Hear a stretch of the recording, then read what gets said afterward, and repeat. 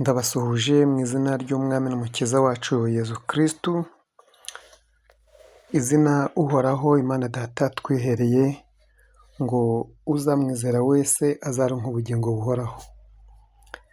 Iyi ndamutso iranshimishije cyane kubera ko ndumva mu biganiro byose nakoze nibwo bwa mbere nyivuze mu buryo bwuzuye, ubundi najyaga mvuga ngo Umwami wacu ariko simvuge Umwami n'Umukiza. Yezu Kristu ni Umwami n'Umukiza, ntabwo ari Umwami gusa. Ni Jean Damascene ngarutse mu kaganiro gatoya ngira ngo tuvuge ku bijyanye n'ijambo ry'Imana. Naherukaga mu kiganiro gitoya nanone mu kwezi gushize ngira ngo nka tariki 12 z'ukwezi kwa kane uyu mwaka wa 2026, ubwo natumiraga ariko atari ubutumire bwanjye natangaga, ahubwo nanjye naratumikaga mu butumire bw'uwitwa Tuyizere Solange, wahamagariraga abanyarwanda muri rusange n'abumva ikinyarwanda cyangwa n'abakunda u Rwanda bose ngo twitabire amasengesho yo kwiyiriza, dusenga amasengesho y'iminsi 3, dusenga twiriza ubusa kugira ngo dusabire cyangwa tusengere igihugu cyacu cy'u Rwanda n'umuyobozi wacyo. Ayo masengesho twarayakoze, turasenga turaniyiriza, ariko ku munsi wa kabiri ngira ngo abayakoze cyangwa se abakurikiranye iby'ayo masengesho uko byagenze, Imana yahaye nanone Solange ubutumwa ko hagomba gukorwa andi masengesho nanone y'iminsi 2, noneho ariko ntituyakore twe twenyine, tukayakora ahubwo twifatanyije n'abayobozi bakuru b'igihugu cyacu. Ubwo rero aya masengesho yatangiye ejo tariki 15, arasozwa muri aya masaha arimo gusozwa tariki 16 z'ukwa gatanu uyu mwaka wa 2026. Gusa njye ntabwo aya yo nashoboye kuyitabira kubera ko Satani hari ukuntu indwanya akangabaho ibitero bikaze, ntabwo aya yo nashoboye kuyitabira. Cyakora Imana ishimwe cyane kuba ayo ya mbere yo narayitabiriye, ayo y'iminsi 3, nifatanyije n'abandi banyarwanda muri aya masengesho, dusengera igihugu, dusengera n'umukuru w'igihugu cyacu. Aya ngaya yo rero ntabwo byanshobokeye kuyitabira kubera ibitero bya Satani byandushije imbaraga, ariko ntabwo narogereta cyane kubera ko Satani igomba kundasaho, byo ndabizi neza, ndabyiteguye ko igihe isaha iyo ari yo yose Satani iba igomba kunkubita amakomporo akomeye cyane, kubera ko nanjye ibintu mvuga ni nko kugaba igitero gikomeye muri headquarter za Satani. Ubwo rero kuba nanjye yangabaho ibitero, lazima ni ibintu byumvikana, indasaho cyane kubera ko nanjye nyirasaho. Urumva urugero yenda nk'ukuntu nanjye mvuga ibintu bikomeye, nyirasaho ibitero bikomeye, kuko iyo nsobanura ukuntu ndi umwe mu bantu bake cyane basobanurira abandi from A to Z, nkerekana ukuntu uwo abenshi bita umubyeyi Bikira Mariya atari Mariya nyina wa Yezu, baratandukanye. Urumva rero gusobanura ibintu nk'ibyo nkabisobanurira abantu bakunda ibintu by'ijambo ry'Imana, nkerekana ukuntu Bikira Mariya ari umudayimoni atari we Mariya nyina wa Yezu, urumva ibyo birahagije kugira ngo Satani ingabeho ibitero bikomeye cyane. Uko titire y'iki kiganiro imeze rero, uko muyibona, nagira ngo mvuge gatoya cyane kuri aya masengesho tuba turimo tuvuga nyine, kubera ko hari undi nanone ku rundi ruhande witwa Yivuge, we noneho twe muri aya masengesho tuba turimo tuvuga nyine dusengera igihugu, we aratuvuguruza. Urumva Solange avuga ko Imana yamusabye ko dusengera igihugu tukiyiriza, ariko uyu Yivuge we ati reka da, ati ahubwo mwe musenga ayo masengesho, hari uburyo abivuga nyine, kavuga ko nyine aya masengesho ahubwo turi abanyamasengesho b'inda, mbese ni nko gushakisha ubucuti ku buyobozi bw'igihugu. We akavuga ati nubwo mwasenga mukagira gute, nubwo mwasenga amasengesho ameze ate, ntabwo Imana ibumva, ntabwo Imana yabatumye gukora ayo masengesho, kubera ko Imana irambiwe ubuyobozi bw'iki gihugu, irashaka kuza igakubita igakuraho. Agatanga n'urugero rwo muri Matayo 16:23, aho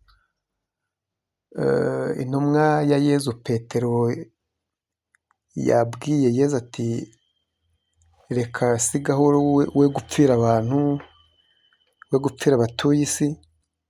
Noneho Yezu akabwira Petero ati subira inyuma Satani, reka kunsitaza.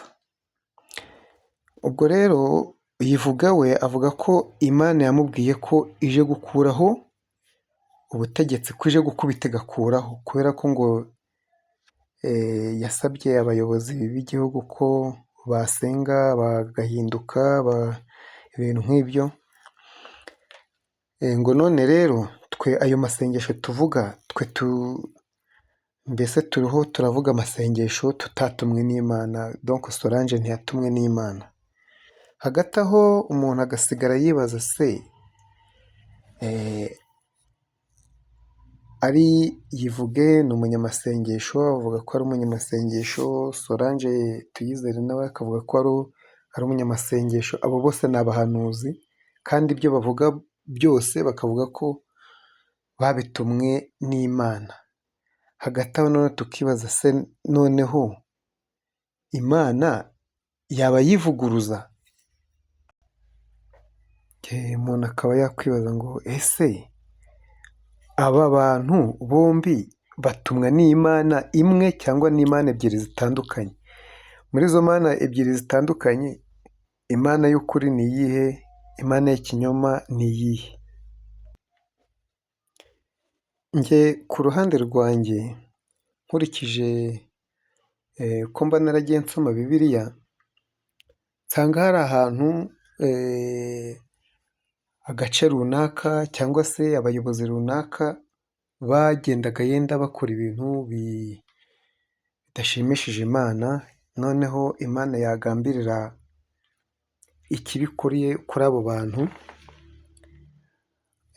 noneho abaturage cyangwa se n'abayobozi bose bagapfukama, bagasenga, bagatakamba, bakihana, noneho Imana igacururuka.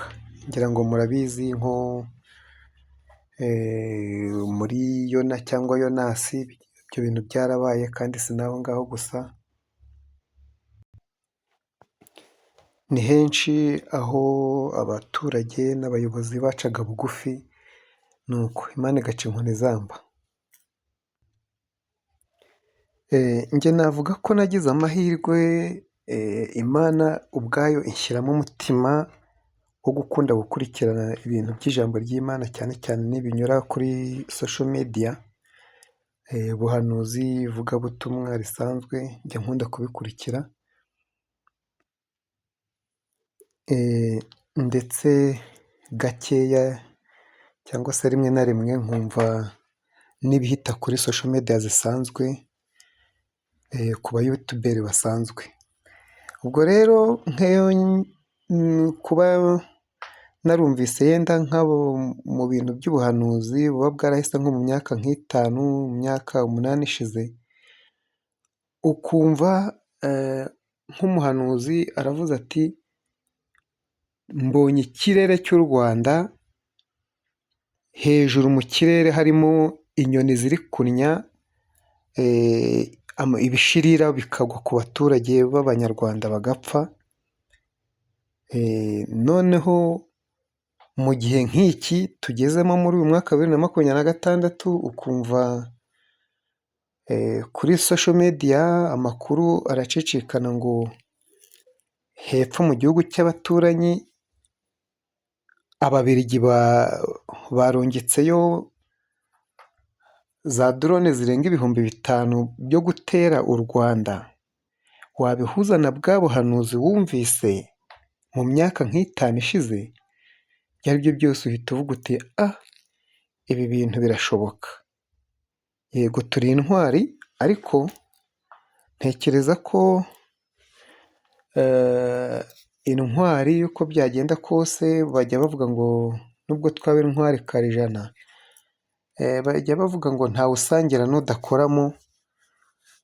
Nubwo yenda twaterwa tugashobora gutsinda, tugatsinda ababa baduteye, ariko ntawamenya, on ne sait jamais, ntihabura umwana wawe cyangwa se umuvandimwe cyangwa inshuti yawe yaba yabigendeyemo.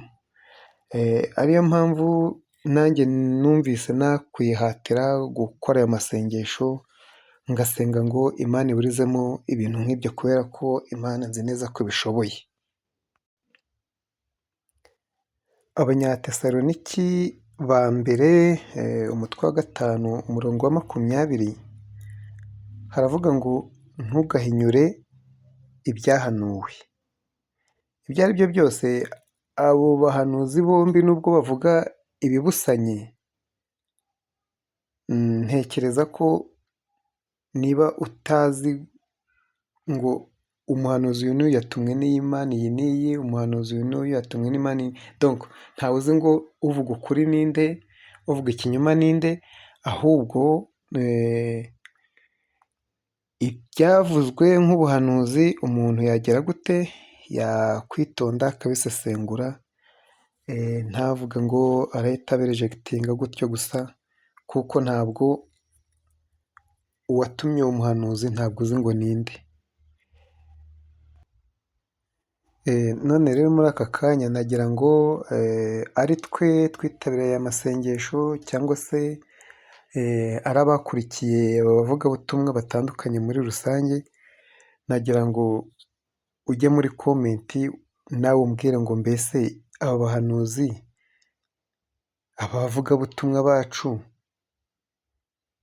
wowe urababona ute? Mbese uhoraho Imana yacu niyo yabahaye ubuhanuzi bwo guhanurira abaturage b'Abanyarwanda, ibaha ibintu bitandukanye bivuguruzanya, kandi ari Imana imwe? Nagira ngo ujye muri komenti utubwire. Murakoze cyane, Imana ibampere umugisha, ikiganiro nakagaruka.